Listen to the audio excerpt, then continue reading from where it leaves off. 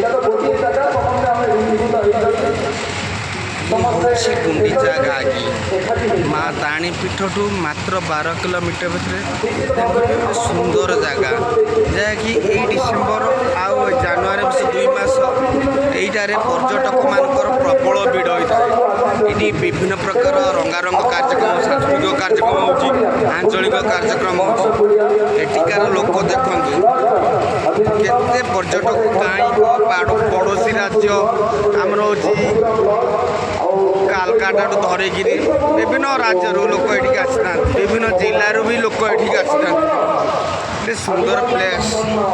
सबुज बनानी भरा यही सुंदर जगह देखु ताकू वर्णना करने कष्टकर ये हूँ